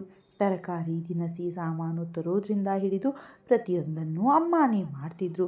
ನನಗೆ ಅದ್ಯಾವುದಕ್ಕೂ ಟೈಮೇ ಇರಲಿಲ್ಲ. ಸಂಜೆ ಆಫೀಸ್ ಮುಗಿದ ತಕ್ಷಣ ಕಾಲೇಜಿಗೆ ಓಡ್ತಿದ್ದೆ. ಅಲ್ಲಿಂದ ರಾತ್ರಿ ಮನೆಗೆ ಬಂದವನೇ ಅವಸರವಾಗಿ ಏನು 4 ತುತ್ತು ತಿಂದು ಮತ್ತೆ ಪುಸ್ತಕ ಹಿಡಿದು ಕುಳಿತುಕೊಳ್ಳುತ್ತಿದ್ದೆ. ಮನೆಯವರ ಜೊತೆ 4 ಮಾತನಾಡೋಕ್ಕೂ ನನಗೆ ಪುರುಸೊತ್ತಿರಲಿಲ್ಲ. ಹೀಗೆ ಅರೆಬರೆ ನಿದ್ದೆ, ಓದು, ಕೆಲಸದಲ್ಲಿ 4 ವರ್ಷ ಕಳೆದು ಹೋಯಿತು. ಒಂದು ಕಡೆ ಡಿಗ್ರಿ ಮುಗಿಯಿತು, ಇನ್ನೊಂದು ಕಡೆ ನನ್ನ ಕೆಲಸ ಮತ್ತೆ ಪ್ರಾಮಾಣಿಕತೆ ನೋಡಿ ಆಫೀಸ್ನಲ್ಲಿ ಪ್ರಮೋಷನ್ ಕೊಟ್ಟರು. ಓದು ಮುಗಿದು ಸಂಬಳನೂ ಸ್ವಲ್ಪ ಜಾಸ್ತಿ ಆಯಿತು ಅಂತ ಗೊತ್ತಾದ ಕೂಡಲೇ ಅಮ್ಮ ಅಕ್ಕನ ಮದುವೆ ವಿಷಯ ಎತ್ತಿದ್ರು. ಮಗಳನ್ನು ಗೌರವವಾಗಿ ಒಂದು ಒಳ್ಳೆಯ ಮನೆಗೆ ದಾರಿ ಎರೆದುಕೊಡಬೇಕು ಅನ್ನೋದು ಅವರ ಆಸೆ ಆಗಿತ್ತು. ನನಗೂ ಅದರಲ್ಲಿ ಬೇರೆ ಅಭಿಪ್ರಾಯ ಇರಲಿಲ್ಲ. ನನ್ನ ಅಕ್ಕ ಸುಮನ್ನ ಒಂದು ಒಳ್ಳೆಯ ಮನೆಯಲ್ಲಿ ಸುಖವಾಗಿ ಇರಲಿ ಅಂತ ನಾನು ಅಂದ್ಕೊಂಡಿದ್ದೆ. ಸಂಬಂಧಿಕರಲ್ಲೇ ಹುಡುಕಿದ್ದ ಅಮ್ಮ ಕೊನೆಗೆ ತನ್ನ ಸ್ವಂತ ಅಣ್ಣನ ಮಗ ರಘು ಜೊತೆ ಮಾತುಕತೆ ಮುಗಿಸಿದರು. ನೆಂಟರಲ್ಲೇ ಅಕ್ಕ ಹೋದರೆ ನಮ್ಮ ಆರ್ಥಿಕ ಪರಿಸ್ಥಿತಿ ಅವರಿಗೆ ಗೊತ್ತಿರುತ್ತದೆ, ವರದಕ್ಷಿಣೆ ಅಂತ ಜಾಸ್ತಿ ಕಾಟ ಕೊಡಲ್ಲ ಅಂತ ನಾನು ನಿಟ್ಟುಸಿರು ಬಿಟ್ಟೆ. ನಿಶ್ಚಿತಾರ್ಥ ಮುಗಿದು 6 ತಿಂಗಳಲ್ಲಿ ಮದುವೆ ಅಂತ ಫಿಕ್ಸ್ ಆಯಿತು. ಆದರೆ 5ನೇ ತಿಂಗಳಲ್ಲಿ ನನ್ನ ಅತ್ತೆ ಒಂದು ದೊಡ್ಡ ಲಿಸ್ಟ್ ತಂದು ನಮ್ಮ ಮುಂದೆ ಇಟ್ಟರು. ಇವೆಲ್ಲ ಸುಮನಿಗೆ ಉಪಯೋಗ ಆಗೋದು, ಅವಳ ಸುಖಕ್ಕೆ ಕೇಳ್ತಿರೋದು ಅಂತ. ಅವರು ಕೇಳಿದ ವಸ್ತುಗಳನ್ನು ನೋಡಿ ನನಗೆ ತಲೆ ತಿರುಗಿದಂತಾಗಿತ್ತು. ಅದರಲ್ಲಿ ಎಷ್ಟೋ ವಸ್ತುಗಳು ಅಕ್ಕನ ಜೀವನಕ್ಕೆ ಅಗತ್ಯವೇ ಇಲ್ಲದ ಐಷಾರಾಮಿ ವಸ್ತುಗಳಾಗಿದ್ದವು. ನಾನು ಅಮ್ಮನಿಗೆ ಸ್ಪಷ್ಟವಾಗಿ ಹೇಳಿದೆ, ಅಮ್ಮ, ಇವರು ಸ್ವಂತದವರಾಗಿದ್ದರೂ ನಮ್ಮ ಪರಿಸ್ಥಿತಿ ಅರ್ಥ ಮಾಡಿಕೊಳ್ಳುತ್ತಿಲ್ಲವಲ್ಲ. ಮದುವೆಗೆ ಮುಂಚೆನೇ ಹೀಗಾದರೆ ಮುಂದೆ ಹೇಗೆ ಅಂತ. ಆದರೆ ಅಮ್ಮ ನನ್ನ ಮೇಲೆ ಸಿಟ್ಟಾದರು. ಕಾರ್ತಿಕ್, ರಘು ನಮ್ಮ ಮನೆ ಮಗನೇ, ಅವಳನ್ನು ಗೊತ್ತಿರೋರಿಗೆ ಕೊಡೋದು. ಯಾರೋ ಅನಾಮಿಕನಿಗೆ ಕೊಟ್ಟರೆ ಅವನು ನಿನ್ನ ಅಕ್ಕನನ್ನು ಚೆನ್ನಾಗಿ ನೋಡಿಕೊಳ್ಳುತ್ತಾನೆ ಅಂತ ಏನು ಗ್ಯಾರಂಟಿ? ಅವನು ವರದಕ್ಷಿಣೆ ಕೇಳಲ್ಲ ಅಂತ ಯಾರಾದರೂ ಬರೆದು ಕೊಟ್ಟಿದ್ದಾರಾ? ಇದೆಲ್ಲ ನಿನ್ನ ಅಕ್ಕನಿಗೆ ಅಲ್ವಾ? ಅವಳ ಸಂತೋಷಕ್ಕೆ ಮಾಡು. ಸುಮ್ಮನಿಗೂ ರಘು ಅಂದರೆ ಇಷ್ಟ. ಅವರಿಬ್ಬರೂ ಒಬ್ಬರಿಗೊಬ್ಬರು ಇಷ್ಟಪಡ್ತಿದ್ದಾರೆ ಅಂದರು ಅಮ್ಮ. ನನ್ನ ಮೇಲೆ ಒಂದು ಬೇಡದ ಭಾರ ಹೇರಿಬಿಟ್ಟಿದ್ರು. ಅಕ್ಕನ ಖುಷಿಗೋಸ್ಕರ ನಾನು ಕೊನೆಗೂ ಒಪ್ಪಿಕೊಂಡೆ. ಆಫೀಸ್ನಲ್ಲಿ ಲೋನ್ ಮಾಡಿದೆ. ಫ್ರೆಂಡ್ಸ್ ಹತ್ತಿರ ಕೈಗಾಢವಾಗಿ ಸಾಲ ಮಾಡಿದೆ. ನನ್ನ ಅಕ್ಕನಿಗೆ ಬೇಕೋ ಬೇಡವೋ ಅತ್ತೆಯ ಎಲ್ಲ ಆಸೆಗಳನ್ನು ಪೂರೈಸಿ ಅಕ್ಕನ್ನ ಮದುವೆ ಮಾಡಿಕೊಟ್ಟೆ. ಅವಳನ್ನು ಗಂಡನ ಮನೆಗೆ ಕಳುಹಿಸಿದ ಮೇಲೆ ಅಪ್ಪನ ಜವಾಬ್ದಾರಿಯನ್ನು ಸರಿಯಾಗಿ ಮುಗಿಸಿದ್ದೇನೆ ಅನ್ನೋ ನೆಮ್ಮದಿ ನನಗೆ ಸಿಕ್ತು. ಆದರೆ ಜವಾಬ್ದಾರಿಗಳು ಮನುಷ್ಯನನ್ನು ಅಷ್ಟು ಬೇಗ ಬಿಡೋದಿಲ್ಲ ಅಂತ ನನಗೆ ಆವಾಗ ಗೊತ್ತಿರಲಿಲ್ಲ. ಅಕ್ಕನ್ನ ಮದುವೆ ಮಾಡಿಕೊಟ್ಟ ಮೇಲೆ ನಮ್ಮ ಸಂಬಂಧ ಮುಗಿಯಲಿಲ್ಲ. ಮದುವೆಯಾದ 15ನೇ ದಿನಕ್ಕೆ ಅಕ್ಕ ಅಳ್ತಾ ಮನೆಗೆ ಬಂದಳು. ರಘುವಿನ ಕೆಲಸ ಹೋಯಿತು ಅಂತ ಹೇಳಿದ್ಲು. ರಘು ಕೂಡ ಅವರ ಅಮ್ಮನಿಗೆ ಒಬ್ಬನೇ ಮಗ. ಹಾಗಾಗಿ ಆ ಮನೆಯ ಇನ್ಕಮ್ ಸಂಪೂರ್ಣ ನಿಂತು ಹೋಯಿತು. ಇದನ್ನು ಕೇಳಿದ ತಕ್ಷಣ ನನ್ನ ಅಮ್ಮ ಅಳೋಕೆ ಶುರು ಮಾಡಿದರು. ನಿನ್ನ ಅಕ್ಕ ಇಷ್ಟು ಕಷ್ಟದಲ್ಲಿ ಬಂದು ನಿಂತಿದ್ದಾಳೆ, ಅವಳಿಗೆ ಸಹಾಯ ಮಾಡು ಕಾರ್ತಿಕ್ ಅಂದರು. ಚಳಿಗಾಲಕ್ಕೆ ಅಂತ ನನಗೂ ಅಮ್ಮನಿಗೂ ಒಂದು ಒಳ್ಳೆ ಬೆಡ್ ಮ್ಯಾಟ್ ಮತ್ತು ಹಾಸಿಗೆ ತೆಗೆದುಕೊಳ್ಳೋಕೆ ಸ್ವಲ್ಪ ಹಣ ಕೂಡಿಟ್ಟಿದ್ದೆ. ಯಾಕಂದರೆ ನಾವು ಬಳಸುತ್ತಿದ್ದು ತುಂಬ ಹಳೆಯದಾಗಿತ್ತು. ಆ ಹಣನ ಹಾಗೆಯೇ ಅಕ್ಕನ ಕೈಗೆ ಕೊಟ್ಟು ಕಳುಹಿಸಿದೆ. ಆದರೆ ಅದು ಮುಗಿಯದ ಕಥೆಯಾಯಿತು. ರಘು ಮತ್ತೆ ಕೆಲಸಕ್ಕೆ ಹೋಗಲೇ ಇಲ್ಲ. ಕೆಲಸ ಸಿಗ್ತಿಲ್ಲ ಅಂತ ಕುಂಟು ನೆಪ ಹೇಳೋಕೆ ಶುರು ಮಾಡಿದ್ದ. ಒಬ್ಬ ಓದಿಕೊಂಡಿರೋ ಮನುಷ್ಯನಿಗೆ ಕೆಲಸ ಸಿಗಲ್ಲ ಅನ್ನೋದನ್ನು ನಂಬೋಕೆ ನನಗೆ ಸಾಧ್ಯನೇ ಇರಲಿಲ್ಲ. ನಾನೇ ಎಷ್ಟೋ ಕಡೆ ಮಾತನಾಡಿ ಅವನಿಗೆ ಇಂಟರ್ವ್ಯೂ ಅರೇಂಜ್ ಮಾಡಿದೆ. ಆದರೆ ಅವನು ಕೆಲಸದ ಕಡೆ ಹೋಗಲೇ ಇಲ್ಲ. ಹೋದ ಕಡೆಗಳೆಲ್ಲ ಇದು ನನ್ನ ಯೋಗ್ಯತೆಗೆ ತಕ್ಕ ಕೆಲಸ ಅಲ್ಲ ಅಂತ ಹೇಳಿ ಬಿಟ್ಟು ಬಂದ. ಹೀಗೆ ಅವನು ಒಂದೊಂದೇ ಕೆಲಸ ನಿರಾಸಕ್ತಿಯಿಂದ ಹೋದರೆ ಅವನ ಮನೆ ಖರ್ಚುಗಳನ್ನು ನಾನೇ ಹೊರಬೇಕಾದ ಪರಿಸ್ಥಿತಿ ಬಂತು. ಅಕ್ಕ ಪದೇ ಪದೇ ರಘು ಜೊತೆ ನಮ್ಮ ಮನೆಗೆ ಬಂದು ಬಿಡ್ತಿದ್ಲು. ರಾತ್ರಿ ಊಟ ನಮ್ಮ ಜೊತೆಗೆ ಇರ್ತಿತ್ತು. ಅವರು ಬರ್ತಾರೆ ಅಂದ ಕೂಡಲೇ ಅಮ್ಮ ವೆರೈಟಿ ಅಡುಗೆ ಮಾಡೋಕ್ಕೆ ಶುರು ಮಾಡ್ತಿದ್ರು. ನನ್ನ ಸಂಬಳ ಪೂರ್ತಿ ಇದಕ್ಕೆ ಸಾಕಾಗಿತ್ತು. ನಾನು ಎಷ್ಟೋ ಸಾರಿ ಅಮ್ಮನ ಹತ್ತಿರ ಇದರ ಬಗ್ಗೆ ಮಾತನಾಡಿದೆ. ರಘುವನ್ನು ಹೀಗೆ ಮುದ್ದು ಮಾಡಿ ತಲೆ ಮೇಲೆ ಕೂರಿಸಿಕೊಳ್ಳಬೇಡ ಅಮ್ಮ, ಅವನಿಗೆ ಕೆಲಸ ಹುಡುಕಿಕೊಳ್ಳೋಕೆ ಹೇಳಿ. ಇನ್ನೆಷ್ಟು ದಿನ ಅಂತ ಹೀಗೆ ಮನೆಯಲ್ಲಿ ಕುಳಿತುಕೊಳ್ಳುತ್ತಾನೆ ಅಂತ ಕೇಳಿದರೆ ಅಮ್ಮನ ಮುಖ ಬದಲಾಗುವುದು. ನನ್ನ ಹಳ್ಳಿಯನ ಹತ್ತಿರ ಹೋಗಿ ನಾನು ಇದನ್ನೆಲ್ಲ ಹೇಗೆ ಹೇಳೋಕೆ ಆಗುತ್ತದೆ? ಅದು ಗೌರವಕ್ಕೆ ಚ್ಯುತಿ ಅಲ್ವಾ? ಅವನಿಗೂ ಜವಾಬ್ದಾರಿ ಗೊತ್ತಿರುತ್ತದೆ ಬಿಡು. ನಮ್ಮ ಮನೆಯಲ್ಲಿ ಒಂದು ಹೊತ್ತು ಬಂದು ಊಟ ಮಾಡಿದ್ದಕ್ಕೆ ಅವನನ್ನು ಹೀಗೆ ಕೀಳಾಗಿ ಮಾತನಾಡಬೇಕಾ ಅಂತ ಅಮ್ಮ ಕೇಳಿದರೆ ನಾನು ಬಾಯಿ ಮುಚ್ಚಬೇಕಿತ್ತು. ಹೀಗೆ 1 ವರ್ಷ ಕಳೆಯಿತು. ನನ್ನ ಅಕ್ಕ ಸುಮ ಈಗ ಪ್ರೆಗ್ನೆಂಟ್ ಆದಳು. ಅದಾದ ಮೇಲೆ ನನ್ನ ಹೆಗಲ ಮೇಲೆ ಅಮ್ಮ ಹಾಕಿದ ಭಾರವಾದ ಪದಗಳನ್ನು ಹೇಳೋಕೆ ಸಾಧ್ಯವಿಲ್ಲ. ಅಕ್ಕನಿಗೆ ಬೇಕಾದ ಹಾಲು, ಹಣ್ಣುಗಳು, ಡ್ರೈ ಫ್ರೂಟ್ಸ್ ಅಂತ ಪ್ರತಿಯೊಂದಕ್ಕೂ ಅಮ್ಮ ನನ್ನ ಹತ್ತಿರ ದುಡ್ಡು ಕಿತ್ತುಕೊಂಡು ತಂದು ಕೊಡ್ತಿದ್ರು. ಇದಕ್ಕಾಗಿ ನಾನು ಎಷ್ಟೋ ಜನರ ಹತ್ತಿರ ಸಾಲ ಮಾಡಬೇಕಾಯಿತು. ಆಫೀಸ್ನಲ್ಲಿ ಓವರ್ ಟೈಮ್ ಕೆಲಸ ಮಾಡಬೇಕಾಯಿತು. ಆದರೆ ಅಮ್ಮ ಮಾತ್ರ ನಿನ್ನ ಅಕ್ಕ ನಿನ್ನ ಜವಾಬ್ದಾರಿ ಕಾರ್ತಿಕ್, ರಘು ಅವಳನ್ನು ನೋಡಿಕೊಳ್ತಿಲ್ಲ ಅಂತ ನಾವು ಅವಳನ್ನು ಬೀದಿಗೆ ಬಿಡೋಕ್ಕಾಗುತ್ತಾ ಅಂದರು. ನಾನು ಸಂಪಾದನೆ ಮಾಡೋ ಪ್ರತಿಯೊಂದು ರೂಪಾಯಿಯನ್ನು ಅಮ್ಮನ ಕೈಗೆ ಹೋಗ್ತಿತ್ತು. ಅಮ್ಮ ಅದನ್ನು ಅಕ್ಕನಿಗಾಗಿ ಖರ್ಚು ಮಾಡ್ತಿದ್ರು. ಅಕ್ಕ 6 ತಿಂಗಳ ಗರ್ಭಿಣಿಯಾಗಿದ್ದಾಗ ರಘುವಿನ ಅಮ್ಮ ನಮ್ಮ ಮನೆಗೆ ಬಂದು ಜಗಳ ಶುರು ಮಾಡಿದರು. ಸುಮನ್ನ ಯಾವಾಗಲೂ ಮಲಗಿಯೇ ಇರ್ತಾಳೆ, ನಮ್ಮ ಮಗನ ಗುಲಾಮನ ಥರ ನೋಡಿಕೊಳ್ಳುತ್ತಾಳೆ, ಅವನನ್ನು ಕೆಲಸಕ್ಕೆ ಹೋಗೋಕ್ಕೂ ಬಿಡ್ತಿಲ್ಲ, ಏನಾದರೂ ಕೇಳಿದರೆ ನನ್ನ ಮನೆಯವರು ನನ್ನ ಖರ್ಚು ನೋಡಿಕೊಳ್ಳುತ್ತಾರೆ ಅಂತ ಅಹಂಕಾರದಿಂದ ಮಾತನಾಡುತ್ತಾಳೆ. ಮೊದಲು ನನ್ನ ಮಗ ಒಳ್ಳೆಯ ಕೆಲಸದಲ್ಲೇ ಇದ್ದ, ಇವಳೇ ಅವನ ಕೆಲಸ ಬಿಡಿಸಿದ್ದು. ಗಂಡ ಯಾವಾಗಲೂ ಕಣ್ಣ ಮುಂದೆಯೇ ಇರಬೇಕು, ತನಗೆ ಗುಲಾಮಗಿರಿ ಮಾಡಬೇಕು ಅಂತ ಅಂದ್ಕೊತಾಳೆ ಅಂತ ಅತ್ತೆ ಹೇಳಿದ್ದನ್ನು ಕೇಳಿ ನಾನು ಶಾಕ್ ಆದೆ. ಆದರೆ ಅಮ್ಮ ಅವರ ಜೊತೆ ದೊಡ್ಡ ಜಗಳ ಮಾಡಿ ಅವರನ್ನು ಮನೆಯಿಂದ ಹೊರಗಡೆ ಹಾಕಿದರು. ಅಮ್ಮ ಹೇಳ್ತಾನೆ ಹೋದರು, ನೋಡು ಕಾರ್ತಿಕ್, ಇಷ್ಟೆಲ್ಲ ರಗಳೆ ಮಾಡಿ ಈಗ ಅಳ್ತಾ ನಾಟಕ ಮಾಡ್ತಿದ್ದಾಳೆ. ನಿಮ್ಮಿಬ್ಬರ ಮಧ್ಯೆ ಜಗಳ ಆಗಬಾರದು ಅಂತ ನಾನು ಇಷ್ಟು ದಿನ ಸುಮ್ಮನಿದ್ದೆ. ಆದರೆ ಇವಳು ನನ್ನನ್ನು ನಿನ್ನಿಂದ ದೂರ ಮಾಡಬೇಕು ಅಂತ ಪ್ಲ್ಯಾನ್ ಮಾಡಿದ್ದಾಳೆ. ನಾನು ಈಗಲೇ ಸುಮನಿಗೆ ಫೋನ್ ಮಾಡಿದ್ದೀನಿ. ಅವಳ ಮನೆಗೆ ನನ್ನನ್ನು ಕರೆದುಕೊಂಡು ಹೋಗೋಕೆ ಹೇಳಿದ್ದೀನಿ. ನಾನು ಮಗಳು ಅಳಿಯನ ಮನೆಯಲ್ಲೇ ಇರ್ತೀನಿ. ಇಲ್ಲಿ ಇದ್ದು ನಿಮ್ಮ ಸಂಸಾರ ಹಾಳು ಮಾಡೋದು ನನಗೆ ಇಷ್ಟ ಇಲ್ಲ ಅಂದರು. ಇದನ್ನು ಕೇಳಿದ ತಕ್ಷಣ ನನಗೆ ರಕ್ತ ಕುದಿಯೋಕೆ ಶುರುವಾಯಿತು. ಆವೇಶದಿಂದ ರಶ್ಮಿನ ಕರೆದೆ. ಅವಳು ಓಡಿ ಬಂದಳು. ಬುದ್ಧಿ ಇದೆಯಾ ನಿನಗೆ? ನನ್ನ ಅಮ್ಮನ ಎದುರು ಬಾಯಿ ಹಾಕಬೇಡ ಅಂತ ಹೇಳಿದ್ದೆ ಅಲ್ವಾ? ಅವರು ಎಷ್ಟು ಕಷ್ಟಪಟ್ಟು ನನ್ನನ್ನು ಸಾಕಿ ಬೆಳೆಸಿದ್ದಾರೆ ಗೊತ್ತಾ ನಿನಗೆ? ಈಗಷ್ಟೇ ಅವರು ನೆಮ್ಮದಿಯಾಗಿ ಇರೋದು, ಅವರು ಇಲ್ಲಿಂದ ಹೋಗಬೇಕು ಅಂತ ಅಂದ್ಕೊಳ್ತಿದ್ದೀಯಾ? ನಿನಗೆ ನನ್ನ ಅಮ್ಮ ಇಷ್ಟ ಇಲ್ಲ ಅಂದರೆ ನೀನೇ ಈ ಮನೆ ಬಿಟ್ಟು ಹೋಗಬಹುದು. ಆದರೆ ಅಮ್ಮ ನಮ್ಮ ಮನೆಯಲ್ಲೇ ಇರ್ತಾರೆ ಅಂತ ಅರಚಿದೆ. ಅಮ್ಮನ ಕಣ್ಣೀರು ನೋಡಿ ಬಂದ ಸಿಟ್ಟಲ್ಲಿ ರಶ್ಮಿಯ ಮುಖವನ್ನು ನೋಡದೆ ಕಿರುಚಾಡಿದೆ. ಅವಳು ಶಾಕ್ ಆಗಿ ಹಾರಿ ಹೋದ್ಲು. ಏನು ಮಾತಾಡ್ತಿದ್ದೀರಾ ಕಾರ್ತಿಕ್? ನಾನು ಅಮ್ಮನ ಹತ್ತಿರ ಹಾಗೆ ಏನೇನೂ ಮಾತನಾಡಿಲ್ಲ ಅಂತ ಅವಳು ಹೇಳೋಕೆ ಟ್ರೈ ಮಾಡಿದ್ಲು. ಸುಳ್ಳು ಹೇಳಬೇಡ, ಹೋಗು ಇಲ್ಲಿಂದ, ನಿನ್ನ ಸುಳ್ಳು ಕೇಳೋ ತಾಳ್ಮೆ ನನಗಿಲ್ಲ ಅಂತ ಅವಳನ್ನು ರೂಮಿನಿಂದ ಆಚೆ ಹಾಕಿ ಅಮ್ಮನ್ನ ಅಪ್ಪಿಕೊಂಡೆ. ಅಮ್ಮ, ನೀವೆಲ್ಲೂ ಹೋಗಬಾರದು, ಇದು ನಿಮ್ಮ ಮನೆ. ಈ ಮನೆ ಅಧಿಕಾರ, ಖರ್ಚು ವೆಚ್ಚ ಎಲ್ಲ ನಿಮ್ಮ ಕೈಯಲ್ಲೇ ಇರುತ್ತೆ. ರಶ್ಮಿಗೆ ಇಷ್ಟ ಇಲ್ಲ ಅಂದರೆ ಅವಳೇ ಹೋಗಲಿ ಅಂದೆ. ಅಮ್ಮ ಕಣ್ಣೀರು ಒರೆಸಿಕೊಂಡು, ಬೇಡ ಕಾರ್ತಿಕ್, ರಶ್ಮಿಗೆ ಏನು ಅನ್ನಬೇಡ. ನನ್ನಿಂದ ನೀವು ದೂರ ಆಗಬಾರದು. ಆದರೆ ಅವಳಿಗೆ ಯಾಕೆ ನನ್ನ ಕಂಡ್ರೆ ಇಷ್ಟ ಇಲ್ವೋ ಗೊತ್ತಿಲ್ಲ. ಬಡವರ ಮನೆ ಹುಡುಗಿ, ನಮ್ಮ ಮನೆಗೆ ಬಂದರೆ ಚೆನ್ನಾಗಿರ್ತಾಳೆ ಅಂದ್ಕೊಂಡೆ. ಆದರೆ ಅವಳು ಬಂದಾಗಿನಿಂದ ನಮ್ಮ ಸುಮನ್ನ ಕೂಡ ಇಲ್ಲಿಗೆ ಬರೋದು ಕಮ್ಮಿ ಮಾಡಿದ್ದಾಳೆ. ಅವಳು ಬಂದ ತಕ್ಷಣ ನನ್ನ ಹೆಂಡತಿ ಮುಖ ಗಂಟು ಹಾಕಿಕೊಂಡು ನಿಂತಿದ್ದಾಳೆ ಅಂತ ಅಮ್ಮ ಹೇಳಿದ್ದನ್ನು ಕೇಳಿ ನನಗೆ ಇನ್ನೂ ನೋವಾಯಿತು. ಅಮ್ಮ ಮುಂದುವರೆಸಿದರು, ಅವಳು ಮಾತುಗಳೇ ನನ್ನ ಚುಚ್ಚುತ್ತಾಳೆ ಕಾರ್ತಿಕ್. ಗಂಡ ಕಷ್ಟಪಟ್ಟು ಸಂಪಾದನೆ ಮಾಡೋದನ್ನು ನಾವು ಪೋಲು ಮಾಡ್ತೀನಿ ಅಂತಾಳೆ. ಸುಮನ ಗಂಡನಿಗೆ ಕೆಲಸ ಇದ್ದಿದ್ರೆ ಆ ಹುಡುಗಿ ಯಾಕೆ ನಮ್ಮ ಹತ್ತಿರ ಬಂದು ನಿಲ್ತಿದ್ಲು? ಈಗಂತೂ ಅವಳು ಸಹ ಸಹಾಯ ಕೇಳೋದನ್ನು ಬಿಟ್ಟು ಬಿಟ್ಟಿದ್ದಾಳೆ. ನಾನೇ ನಿನಗೆ ಗೊತ್ತಿಲ್ಲದೆ ಸ್ವಲ್ಪ ಸ್ವಲ್ಪ ಉಳಿಸಿ ಅವಳಿಗೆ ಕೊಡ್ತಿದ್ದೀನಿ. ಇದು ನಿನ್ನ ಹೆಂಡತಿಗೆ ಗೊತ್ತಾಗಿ ಬಿಟ್ಟಿದೆ. ನನ್ನ ಗಂಡನ ಕಾಸಲ್ಲಿ ಮಗಳ ಸಂಸಾರ ಮಾಡ್ತಿದ್ದಾರಾ ಅಂತ ನನ್ನನ್ನು ಎಡವಟ್ಟಾಗಿ ಮಾತಾಡ್ತಾಳೆ. ನಿನಗೇನಾದರೂ ಬೇಜಾರಿದ್ರೆ ಹೇಳಿಬಿಡು ಕಾರ್ತಿಕ್, ಇನ್ಮೇಲೆ ನಾನು ಸುಮನ್ಗೆ ಯಾವ ಸಹಾಯನೂ ಮಾಡಲ್ಲ ಅಂದರು. ಅಮ್ಮ ಹೀಗೆ ಹೇಳಿದ್ದನ್ನು ಕೇಳಿ ನಾನು ಗಾಬರಿಯಾಗಿ ಅವಳ ಕೈ ಹಿಡ್ಕೊಂಡೆ. ಅಮ್ಮ, ನೀವೇ ನನಗೆ ಸರ್ವಸ್ವ. ಅಪ್ಪ ಹೋದ ಮೇಲೆ ನಿಮ್ಮನ್ನು ನೋಡಿಕೊಳ್ಳೋ ಜವಾಬ್ದಾರಿ ನನ್ನ ಕೊನೆ ಉಸಿರಿರೋವರೆಗೂ ನಂದೇ. ರಶ್ಮಿ, ನಾನು ನೋಡಿಕೊಳ್ಳುತ್ತೇನೆ ಅಂತ ಹೇಳಿ ಆವೇಶದಿಂದ ರೂಮ್ಗೆ ರುಗ್ಗಿದೆ. ರಶ್ಮಿ ನನ್ನ ಬೆಡ್ ರೆಡಿ ಮಾಡ್ತಿದ್ಲು. ಅವಳ ಕೈ ಹಿಡಿದು ಗಟ್ಟಿಯಾಗಿ ತಿರುವಿದೆ. ನನ್ನ ಮುಂದೆ ಈ ನಾಟಕ ಎಲ್ಲ ಆಡಬೇಡ. ನಿನ್ನಿಂದಾಗಿ ಇವತ್ತು ನನ್ನ ಅಮ್ಮನ ಕಣ್ಣಲ್ಲಿ ನೀರು ಬಂತು. ನಾನು ನಿನಗೆ ಗಂಡ ಆಗೋಕೆ ಮುಂಚೆ ಅವರಿಗೆ ಮಗ ಅನ್ನೋದನ್ನು ನೆನಪಿಟ್ಟುಕೋ. ನನ್ನ ಕಾಸಲ್ಲಿ ಅವರು ಮಗಳಿಗೆ ಸಹಾಯ ಮಾಡ್ತಿದ್ದಾರೆ ಅಂತ ಇನ್ನೊಂದು ಸಲ ನೀನೇನಾದರೂ ಚುಚ್ಚು ಮಾತನಾಡಿದರೆ ನಡೆಯೋದೇ ಬೇರೆ ಅಂತ ಕಿರುಚಿದೆ. ರಶ್ಮಿ ನೋವಿನಿಂದ ಒದ್ದಾಡ್ತಾ, ಕಾರ್ತಿಕ್, ನೀವು ತಪ್ಪು ತಿಳ್ಕೊಂಡಿದ್ದೀರಾ. ನಾನು ಅಮ್ಮನ ಹತ್ತಿರ ಆ ಥರ ಮಾತನಾಡಿಲ್ಲ. ಅಮ್ಮನೇ ನನ್ನ ಊಟದ ವಿಷಯದಲ್ಲಿ ಕಂಟ್ರೋಲ್ ಮಾಡ್ತಿದ್ದಾರೆ. ಫ್ರಿಡ್ಜ್ ನೀರು ಕುಡಿಯಬಾರದು, ಹಣ್ಣು ಮುಟ್ಟಬಾರದು ಅಂತಾರೆ. ರಾತ್ರಿ ಮಿಕ್ಕಿರೋ ಹಳೆ ಊಟನೇ ನಾನು ತಿನ್ನಬೇಕು ಅಂತ ಒತ್ತಾಯ ಮಾಡ್ತಾರೆ.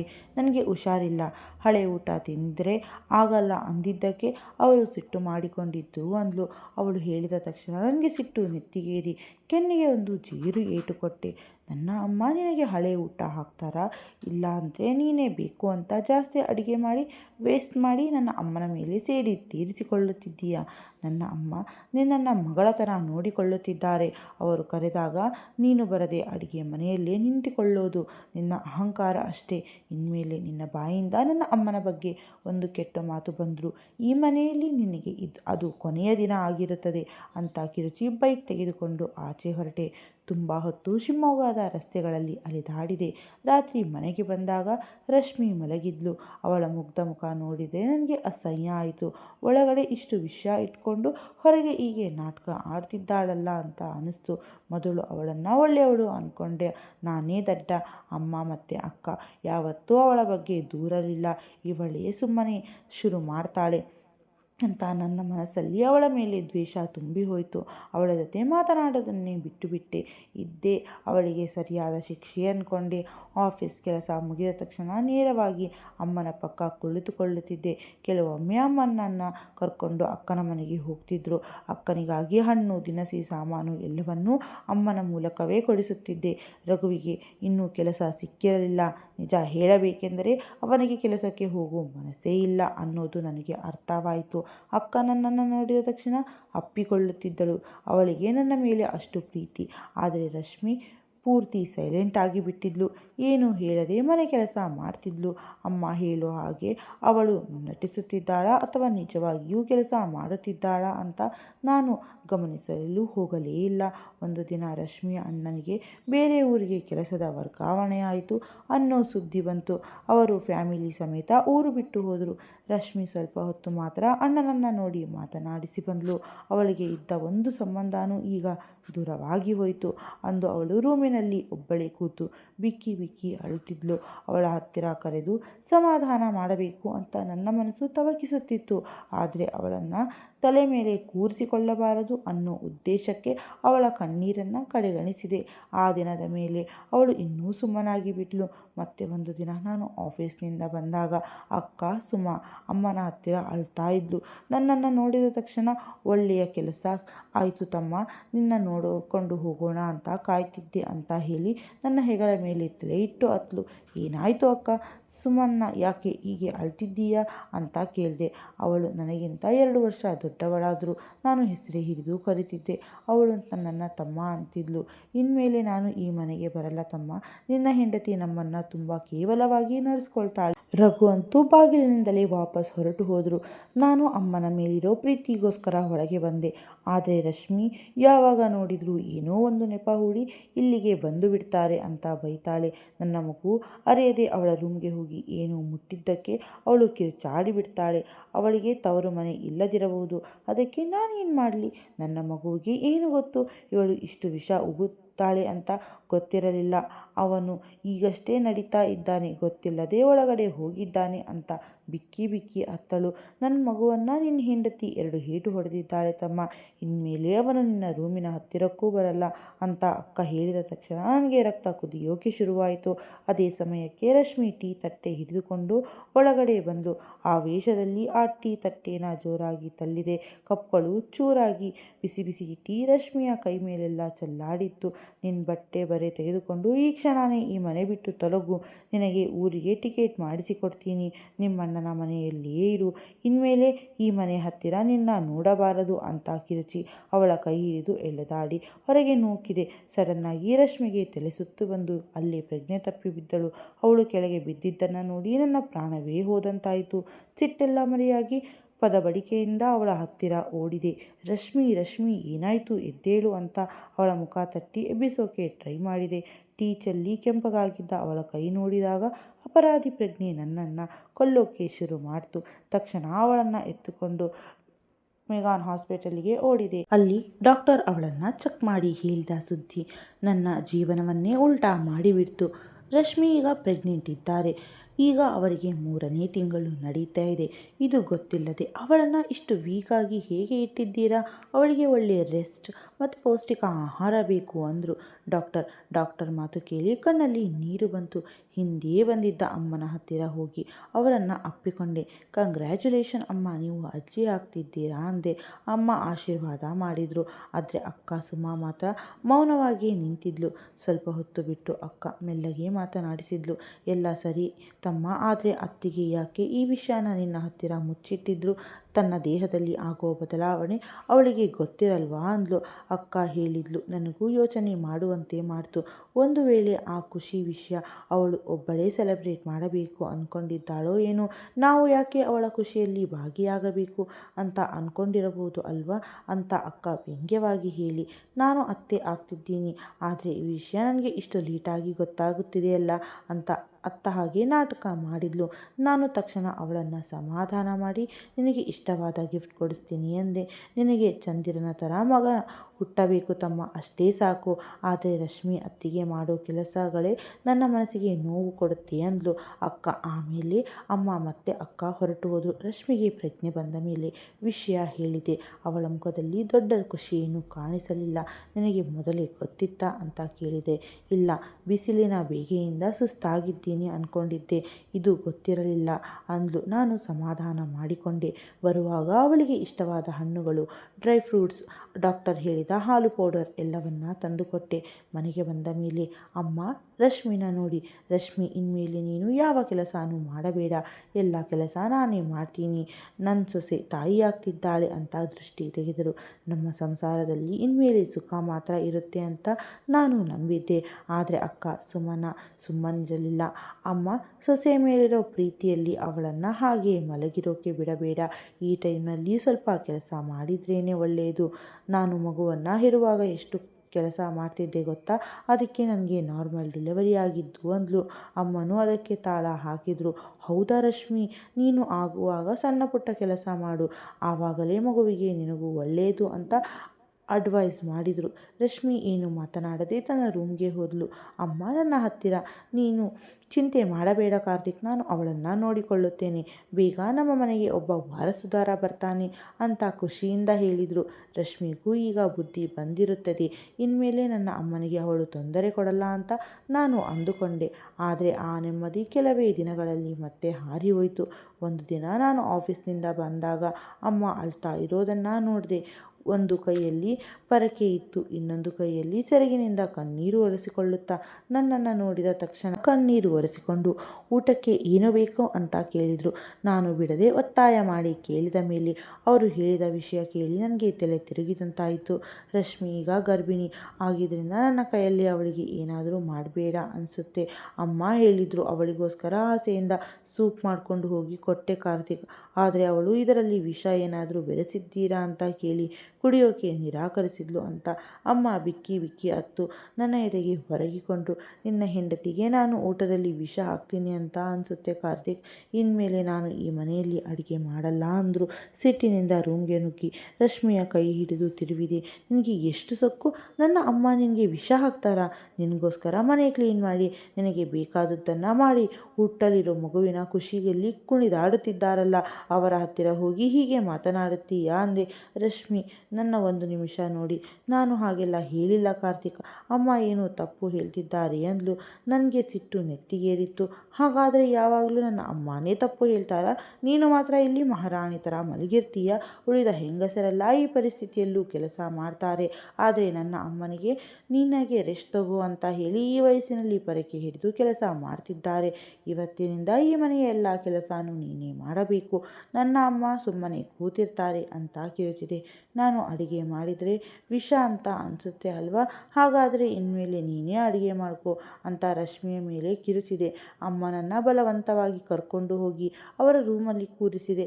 ರಶ್ಮಿ ಸದ್ದಿಲ್ಲದೆ ಅಡುಗೆ ಮನೆಗೆ ಹೋದಳು. ಅಂದಿನಿಂದ ನನ್ನ ಮತ್ತು ರಶ್ಮಿಯ ಮಧ್ಯೆ ಒಂದು ದೊಡ್ಡ ಗೋಡೆ ಎದ್ದಂತಾಯಿತು. ಅಮ್ಮ ತಮ್ಮನ ರೂಮಿನಲ್ಲೇ ಇರೋಕೆ ಶುರು ಮಾಡಿದರು. ಇದು ನನ್ನ ಮನಸ್ಸನ್ನು ತುಂಬ ನೋಯಿಸ್ತಿತ್ತು.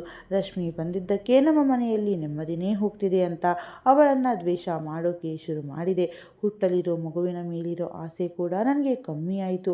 ಅವಳು ಸುಸ್ತಾಗಿ ಕೆಲಸ ಮಾಡದಿದ್ದರೂ ನಾನು ಒಂದು ದಿನ ಕೂಡ ಹೇಗಿದ್ದೀಯಾ ಅಂತ ಕೇಳಲಿಲ್ಲ. ಮನೆಯ ಜವಾಬ್ದಾರಿ ಪೂರ್ತಿ ಅಮ್ಮನಿಗೆ ಬಿಟ್ಟು ಬಿಟ್ಟೆ. ಅವರೇ ಅವಳನ್ನು ಚೆಕಪ್ಗೆ ಕರ್ಕೊಂಡು ಹೋಗ್ತಿದ್ರು. ಕೆಲವು ತಿಂಗಳಲ್ಲಿ ನನಗೆ ಮೊದಲನೇ ಮಗ ಹುಟ್ಟಿದ. ಅವನಿಗೆ ಪವನ್ ಅಂತ ಹೆಸರಿಟ್ಟೆ. ನಾನು ಆಫೀಸ್ನಲ್ಲಿದ್ದಾಗ ಅಮ್ಮ ಫೋನ್ ಮಾಡಿ ಮಗ ಹುಟ್ಟಿದ್ದಾನೆ, ಬೇಗ ಮೆಗಾನ್ ಹಾಸ್ಪಿಟಲ್ಗೆ ಬಾ ಅಂತ ಅಂದರು. ಸರ್ಕಾರಿ ಆಸ್ಪತ್ರೆ ಕೇಳಿ ನನಗೆ ಶಾಕ್ ಆಯಿತು. ಅಲ್ಲಿಗೆ ಹೋದಾಗ ಒಂದು ಬೆಡ್ ಮೇಲೆ ಇಬ್ಬರು ಪೇಷಂಟ್ ಇರೋದನ್ನು ನೋಡಿ ನನಗೆ ಸಿಟ್ಟು ಬಂತು. ಅಮ್ಮ ಯಾಕೆ ಇಲ್ಲಿಗೆ ಕರ್ಕೊಂಡು ಬಂದ್ರಿ? ಇಲ್ಲಿ ಏನು ಫೆಸಿಲಿಟಿ ಇಲ್ಲವಲ್ಲ ಅಂದೆ. ಅದಕ್ಕೆ ಅಮ್ಮ, ಕಾರ್ತಿಕ್ ಒಳ್ಳೆಯ ಡಾಕ್ಟರ್ಸ್ ಎಲ್ಲ ಸರ್ಕಾರಿ ಆಸ್ಪತ್ರೆಯಲ್ಲಿರೋದು, 100 ನಾರ್ಮಲ್ ಡೆಲಿವರಿ ಆಯಿತು ಅಂದೆ. ಪ್ರೈವೇಟ್ ಆಗಿದ್ದರೆ ಕಾಸಿಗೋಸ್ಕರ ಆಪರೇಷನ್ ಮಾಡ್ತಿದ್ರು ಅಂದರು. ನನಗೆ ತುಂಬ ಆಶ್ಚರ್ಯ ಆಯಿತು.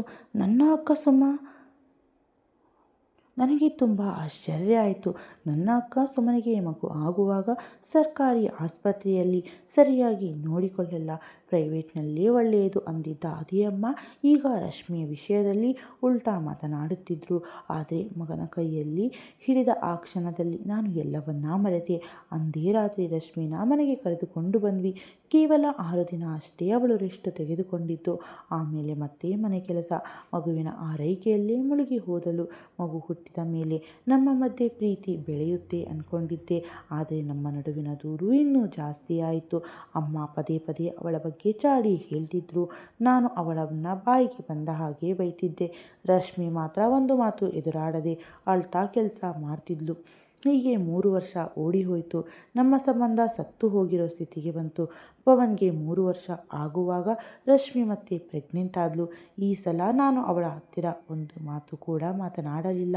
ಅವಳನ್ನು ಡಾಕ್ಟರ್ ಹತ್ತಿರ ಕರ್ಕೊಂಡು ಹೋಗೋದು, ಮೆಡಿಸನ್ ತರೋದು ಎಲ್ಲವನ್ನ ಅಮ್ಮನಿಗೆ ಬಿಟ್ಟು ಬಿಟ್ಟೆ. ಅವಳ ಆರೋಗ್ಯ ಏನಾಗುತ್ತೆ ಅಂತಲೂ ನಾನು ತಲೆ ಕೆಡಿಸಿಕೊಳ್ಳಲಿಲ್ಲ.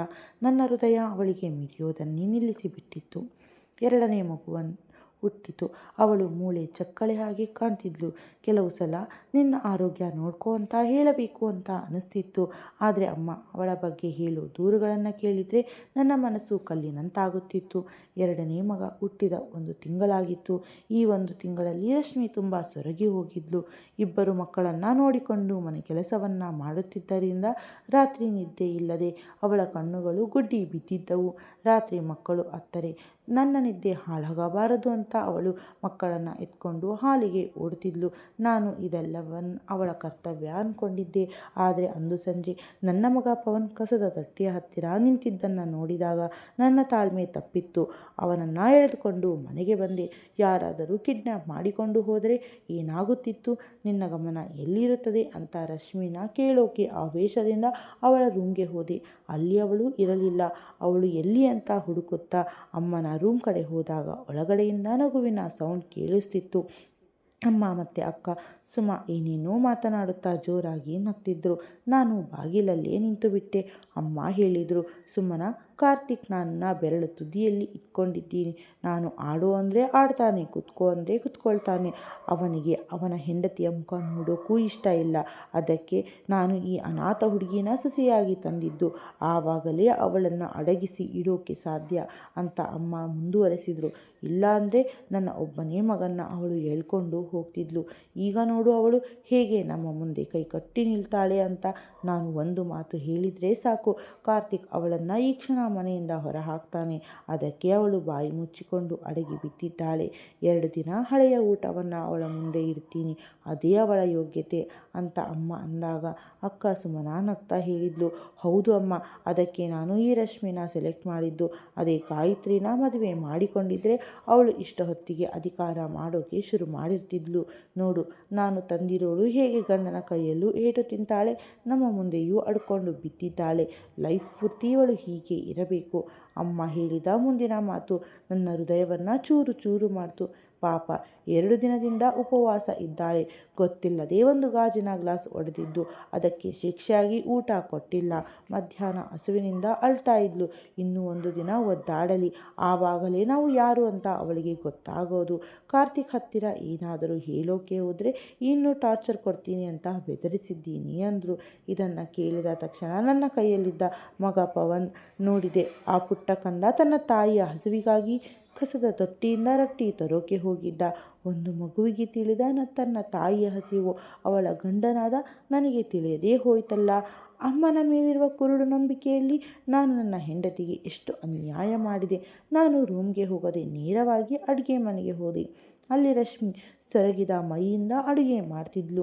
ನನ್ನನ್ನು ನೋಡಿದ ತಕ್ಷಣ ಹೆದರಿ ಹೋಗಿ ಪವನ್ನ ನೋಡಿ, ಅಪ್ಪ ಬಂದ ತಕ್ಷಣ ಯಾಕೆ ಅವರ ಮಡಿಲಿಗೆ ಹೋದೆ? ಹೋಗಿ ನಿನ್ನ ಕೆಲಸ ಮಾಡು, ಮನೆ ಆಚೆ ಹೋಗಬಾರದು ಅಂತ ಹೇಳಿದ್ದೆ ಅಲ್ವಾ ಅಂತ ಅವನನ್ನು ಬೈಯೋಕೆ ಶುರು ಮಾಡಿದ್ಲು. ಪವನ್ ಅವಳನ್ನು ಗಟ್ಟಿಯಾಗಿ ಅಪ್ಪಿಕೊಂಡ.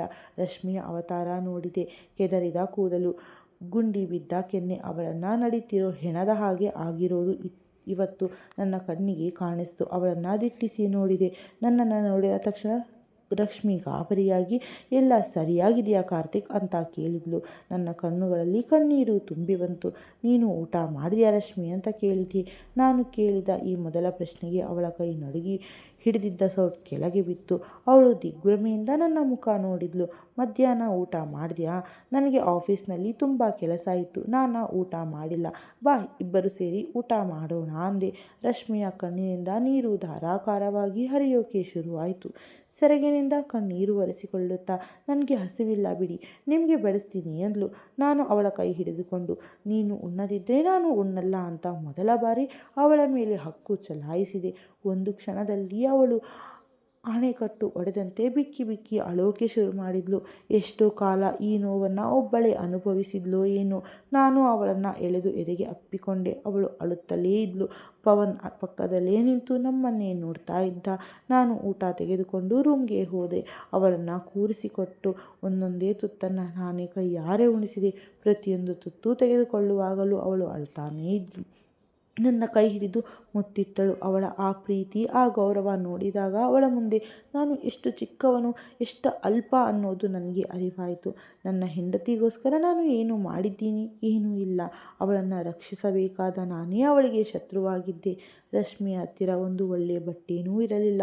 ಅವಳ ಆರೋಗ್ಯ ಪೂರ್ತಿ ಹದಗೆಟ್ಟಿತ್ತು. ಇಬ್ಬರು ಮಕ್ಕಳ ಜವಾಬ್ದಾರಿ ಸಾಲದು ಅಂತ ಹಸಿವು. ಪಟ್ಟಣಿಯಲ್ಲಿ ಅವಳು ಮನೆ ಕೆಲಸದಲ್ಲಿ ಕರಗಿ ಹೋಗಿದ್ಲು. ನಾನು ಚೆನ್ನಾಗಿ ಸಂಪಾದನೆ ಮಾಡ್ತಿದ್ರು. ಅಕ್ಕ ಸುಖವಾಗಿರಲಿ ಅಂತ ಸಾಲದ ಮೇಲೆ ಸಾಲ ಮಾಡ್ತಿದ್ರು. ನನ್ನ ಜವಾಬ್ದಾರಿ ಅಂತ ಹೆಂಡತಿಗೆ ನಾನೇನು ಮಾಡಿರಲಿಲ್ಲ. ಡಬ್ಬದ ಹಾಲು ಕುಡಿದು ನನ್ನ ಚಿಕ್ಕ ಮಗ ಪದೇ ಪದೇ ಕಾಯಿಲೆಗೆ ಬೀಳೋದನ್ನು ನೋಡಿದ್ದೆ. ತನ್ನ ಹೊಟ್ಟೆಗೆ ಗತಿ ಇಲ್ಲದ ಮೇಲೆ ರಶ್ಮಿ ಅವನಿಗೆ ಹಾಲು ಹೇಗೆ ಕೊಡೋಕೆ ಸಾಧ್ಯ? ನಾನೇ ಅವಳಿಗೆ ಹೊಟ್ಟೆ ತುಂಬ ಉಣಿಸಿದೆ. ರೆಡಿಯಾಗು ರಶ್ಮಿ, ಹೊರಗಡೆ ಹೋಗೋಣ ಅಂದೆ. ಅವಳು ಬೇಡ ಅಂದರೂ ನಾನು ಕೇಳಲೇ ಇಲ್ಲ. ಅಲ್ಮಾರ ತೆರೆದು ಒಂದು ಮಟ್ಟಕ್ಕೆ ಚೆನ್ನಾಗಿದ್ದ ಬಟ್ಟೆ ಅವಳಿಗೆ ಕೊಟ್ಟೆ. ನಾನು ಮಕ್ಕಳನ್ನು ರೆಡಿ ಮಾಡ್ತೀನಿ, ನೀನು ಬೇಗ ಬಾ ಅಂದೆ.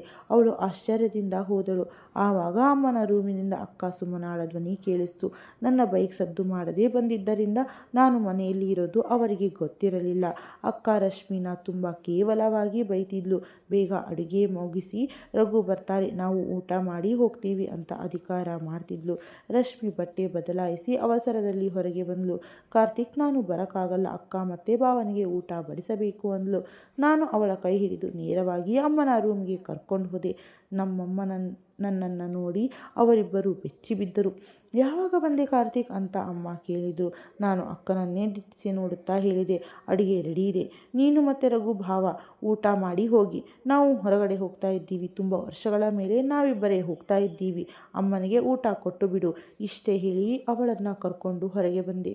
ನಾವು ಹೊರಗೆ ಹೋದ ಮೇಲೆ ಅವರಿಬ್ಬರು ಒಬ್ಬರಿಗೊಬ್ಬರು ಮುಖ ನೋಡಿಕೊಳ್ಳುತ್ತಾ ನಿಂತಿದ್ರು. ರಶ್ಮಿಗಂತೂ ಇದು ಕನಸೋ ನನಸೋ ಅಂತ ಅರ್ಥ ಆಗ್ತಾನೇ ಇರಲಿಲ್ಲ. ನನ್ನ ಬೈಕ್ ಕೆಟ್ಟಿದ್ದರಿಂದ ಪಕ್ಕದ ಮನೆಯಲ್ಲಿರುವ ಫ್ರೆಂಡ್ ಹತ್ತಿರ ಸ್ಕೂಟರ್ ಇಸ್ಕೊಂಡು ಅವಳನ್ನು ಕೂರಿಸಿಕೊಂಡು ಶಿವಮೊಗ್ಗದ ರಸ್ತೆಗಳಲ್ಲಿ ಉದ್ದೇಶವಿಲ್ಲದೆ ಅಲೆದಾಡಿದೆ. ಇಬ್ಬರಲ್ಲೂ ಮೌನ ಇತ್ತು.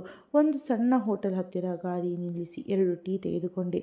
ರಶ್ಮಿ ಟೀ ಕುಡಿಯುವಾಗ ಅವಳ ಕೈ ಹಿಡಿದುಕೊಂಡು, ಮುಗಿದ್ರೆ ನನ್ನನ್ನು ಕ್ಷಮಿಸಿಬಿಡು ಲಕ್ಷ್ಮಿ ಅಂದೆ. ನನ್ನ ನಡುಗುತ್ತಲೇ ಇತ್ತು. ಕಣ್ಣುಗಳು ನೆಲ ನೋಡುತ್ತಿದ್ದವು. ರಶ್ಮಿ ಮೆಲ್ಲಗೆ ಹೇಳಿದ್ಲು, ನನಗೆ ನಿಮ್ಮ ಮೇಲೆ ಯಾವ ಬೇಜಾರೂ ಇಲ್ಲ ಕಾರ್ತಿಕ್. ಅವಳ ಆ ಮಾತು ನನ್ನ ಎದೆ ಸುತ್ತಿಗೆಯಿಂದ ಹೊಡೆದಂತಾಯಿತು. ಅವಳು ಬೈತಾಳೆ, ಕಿರ್ಚಾಡ್ತಾಳೆ ಅಂದ್ಕೊಂಡಿದ್ದೆ. ಆದರೆ ಅವಳು ಅಪ್ಪ ಅಮ್ಮ ಇಲ್ಲದ ಹೆಣ್ಣು ಮಕ್ಕಳಿಗೆ ಇದೇ ಪರಿಸ್ಥಿತಿ ಇರುತ್ತದೆ ಅನಿಸುತ್ತೆ. ನಾನು ಅನಾಥೆ ಅಂತ ಯಾರಾದರೂ ಹೇಗೆ ಬೇಕಾದರೂ ನಡೆಸಿಕೊಳ್ಳಬಹುದು ಅಂದ್ಕೊಂಡಿದ್ರು. ಆದರೆ ನಿಮಗೆ ನನ್ನ ಬಗ್ಗೆ ಸತ್ಯ ಗೊತ್ತಾಯ್ತಲ್ಲ, ಅಷ್ಟೇ ಸಾಕು ನನಗೆ ಅಂದ್ಲು. ಅವತ್ತು ನಾನು ಮಗುವಿನಂತೆ ಅತ್ತೆ ಅಪ್ಪ ಸತ್ತಾಗಲೂ ಕಣ್ಣೀರು ಹಾಕದ ನಾನು ನನ್ನ ಹೆಂಡತಿಯ ಛಲ ನೋಡಿ ಒಡೆದೇ ಹೋದೆ. ಮನೆಗೆ ಬಂದಾಗ ಅಮ್ಮ ಸಿಟ್ಟಾಗಿದ್ದರು. ಎಲ್ಲಿಗೆ ಹೋಗಿದ್ದೆ? ಅಕ್ಕ ಬಂದಿದ್ದಾಳೆ, ಅವಳನ್ನು ನೋಡಿಕೊಳ್ಳಬೇಕೋ ಬೇಡವೋ ಅಂತ ರಶ್ಮಿನ ಬೈಯೋಕೆ ಶುರು ಮಾಡಿದರು. ನಾನು ಅಮ್ಮನ್ನ ನೋಡಿ ಹೇಳಿದೆ, ಅವಳು ಅತಿಥಿ ಅಲ್ಲ ಅಮ್ಮ, ದಿನ ಬಿಟ್ಟು ದಿನ ಇಲ್ಲೇ ಇರ್ತಾಳೆ. ಈ ಮನೆಯಲ್ಲಿ ಅವಳಿಗೆ ಎಷ್ಟು ಹಕ್ಕಿದೆಯೋ ಅಷ್ಟೇ ಹಕ್ಕು ನನ್ನ ಹೆಂಡತಿಗೂ ಇದೆ. ಎಷ್ಟೋ ವರ್ಷಗಳಿಂದ ಅವಳಿಗೆ ಮತ್ತು ಅವಳ ಗಂಡನಿಗೆ ನನ್ನ ಹೆಂಡತಿ ಆಳಿನ ಥರ ಕೆಲಸ ಮಾಡಿದ್ದಾಳೆ. ಇನ್ಮೇಲೆ ನನ್ನ ಹೆಂಡತಿ ಯಾರಿಗೂ ಕೆಲಸದವಳಲ್ಲ. ಇನ್ಮೇಲೆ ನನ್ನ ಸಂಬಳ ಪೂರ್ತಿ ರಶ್ಮಿ ಕೈಗೆ ಕೊಡ್ತೀನಿ. ನಿಮ್ಮ ವಯಸ್ಸಿಗೆ ಇದನ್ನೆಲ್ಲ ನೋಡಿಕೊಳ್ಳೋದು ಕಷ್ಟ. ಮನೆ ಜವಾಬ್ದಾರಿನ ರಶ್ಮಿ ನೋಡಿಕೊಳ್ಳುತ್ತಾಳೆ. ಸುಮನ ಅಕ್ಕನಿಗೆ ಹೇಳಿಬಿಡಿ, ಇನ್ಮೇಲೆ ನನಗೆ ಅವಳಿಗೆ ದುಡ್ಡು ಕೊಡೋಕೆ ಆಗಲ್ಲ. ಸಾಲ ಜಾಸ್ತಿ ಆಗಿದೆ. ಭಾವನನ್ನು ಕೆಲಸಕ್ಕೆ ಹೋಗೋಕೆ ಹೇಳಿ ಅಂದೆ. ನನ್ನ ಬದಲಾವಣೆ ಕಂಡು ಅಮ್ಮ ಸ್ತಬ್ಧರಾದರು. ನಾನು ರಶ್ಮಿನ ಕರ್ಕೊಂಡು ರೂಮ್ಗೆ ಹೋದೆ. ಅಮ್ಮ ಅಕ್ಕನಿಗೆ ಈ ವಿಷಯ ಹೇಳಿದ ಮೇಲೆ ಅಕ್ಕ ಫೋನ್ ಮಾಡಿ ರಶ್ಮಿ ನಿನಗೆ ಮಂತ್ರ ಹಾಕಿದ್ದಾಳೆ ಅಂತ ಕಿರುಚಾಡಿದ್ಲು. ಆದರೆ ನಾನು ಯಾವುದನ್ನು ಕಿವಿಗೆ ಹಾಕಿಕೊಳ್ಳಲಿಲ್ಲ. ಮನೆ ನನ್ನ ಕಂಟ್ರೋಲ್ಗೆ ಬಂತು. ಕೆಲವು ದಿನಗಳಲ್ಲೇ ರಶ್ಮಿಯ ಆರೋಗ್ಯ ಸುಧಾರಿಸಿತು. ಅಕ್ಕ ಬರೋದು ಕಮ್ಮಿ ಆಯಿತು. ನಾನು ಸಹಾಯ ಮಾಡಲ್ಲ ಅಂತ ಗೊತ್ತಾದ ಮೇಲೆ ರಘುಭಾವ ಒಂದು ಕೆಲಸಕ್ಕೆ ಸೇರಿದರು. ಈಗಲೂ ಅಕ್ಕ ಮನೆಗೆ ಬರ್ತಾಳೆ, ಅಮ್ಮನ ಜೊತೆ ಮಾತನಾಡಿ ಹೋಗ್ತಾಳೆ. ನನಗೇನು ತೊಂದರೆ ಇಲ್ಲ. ಅವಳು ಇವತ್ತಿಗೂ ನನ್ನ ಅಕ್ಕನೇ. ಆದರೆ ನನ್ನ ಹೆಂಡತಿಗೆ ಆದ ಅನ್ಯಾಯ ಮಾತ್ರ ಮತ್ತೆ ಆಗಬಾರದು ಅನ್ನೋದರಲ್ಲಿ ನಾನು ಗಟ್ಟಿಯಾಗಿದ್ದೀನಿ. ಅಮ್ಮ ಮೊದಲು ರಶ್ಮಿಯ ಬಗ್ಗೆ ಚಾಡಿ ಹೇಳಿದರು. ಆದರೆ ನಾನು ಯಾವುದನ್ನು ಕೇಳುತ್ತಿಲ್ಲ ಅಂತ ಗೊತ್ತಾದ ಆದ ಮೇಲೆ ಅವರೇ ಸುಮ್ಮನಾದರು. ಆದರೆ ಕೆಲವು ತಿಂಗಳಲ್ಲೇ ಅಮ್ಮನ ಆರೋಗ್ಯ ಕೆಟ್ಟು ಹಾಸಿಗೆ ಹಿಡಿದ್ರು. ಆ ಸಮಯದಲ್ಲಿ ಅಮ್ಮನನ್ನು ಕಣ್ಣಲ್ಲಿ ಕಣ್ಣಿಟ್ಟು ನೋಡಿಕೊಂಡಿದ್ದೇ ಇದೇ ರಶ್ಮಿ. ಆ ಟೈಮ್ನಲ್ಲಿ ಅಮ್ಮ ಅಳೋದು ಬಿಟ್ಟರೆ ಬೇರೇನು ಮಾಡೋಕ್ಕೆ ಆಗ್ತಿರಲಿಲ್ಲ. ಬಹುಶಃ ತಾವು ಮಾಡಿದ ತಪ್ಪಿಗೆ ಪಶ್ಚಾತ್ತಾಪ ಪಡ್ತಿದ್ರು ಅನಿಸುತ್ತೆ. ಆ ಕಷ್ಟದ ದಿನಗಳಲ್ಲಿ ಅಕ್ಕ ಎತ್ತಿ ಕೂಡ ನೋಡಲಿಲ್ಲ. ಕೆಲವು ತಿಂಗಳ ನಂತರ ಅಮ್ಮ ತೀರಿ ಹೋದರು. ಇಂದು ನಾವು ನೆಮ್ಮದಿಯಾಗಿದ್ದೀವಿ. ಅದಕ್ಕೆ ಕಾರಣ ನನಗೆ ನನ್ನ ಹೆಂಡತಿಯ ಬಗ್ಗೆ ತಿಳಿದುಕೊಳ್ಳೋಕೆ ಸಿಕ್ಕ ಒಂದು ಅವಕಾಶ ಅಷ್ಟೇ. ಆದರೆ ಎಷ್ಟೋ ಕುಟುಂಬಗಳಲ್ಲಿ ಆ ಅವಕಾಶ ಸಿಗದೆ ಅಥವಾ ಅರ್ಥ ಮಾಡಿಕೊಳ್ಳದೆ ಎಷ್ಟೋ ಹೆಣ್ಣು ಮಕ್ಕಳು ಕಷ್ಟಪಡ್ತಾ ಇದ್ದಾರೆ. ಹಾಗೆ ಯಾರಾದರೂ ಕಷ್ಟಪಡ್ತಿದ್ರೆ ಅವರಿಗೆ ಈ ಕಥೆಯನ್ನು ಅರ್ಪಿಸಿ. ಧನ್ಯವಾದಗಳು. ಈ ಕಥೆ ಬಗ್ಗೆ ನಿಮ್ಮ ಅನಿಸಿಕೆಯನ್ನು ದಯವಿಟ್ಟು ಕಮೆಂಟ್ ಮಾಡಿ. ನಿಮ್ಮ ಕಮೆಂಟ್ಗಳಿಗಾಗಿ ನಾನು ಕಾಯ್ತಾ ಇರ್ತೀನಿ. ಜೊತೆಗೆ ಮರೆಯದೇ ಚಾನಲನ್ನು ಸಬ್ಸ್ಕ್ರೈಬ್ ಮಾಡಿಕೊಳ್ಳಿ. ಮತ್ತೆ ಮುಂದಿನ ಕಥೆಯೊಂದಿಗೆ ಸಿಗೋಣ. ಅಲ್ಲಿಯವರೆಗೂ ಖುಷಿಯಾಗಿರಿ, ಆರೋಗ್ಯವಾಗಿರಿ.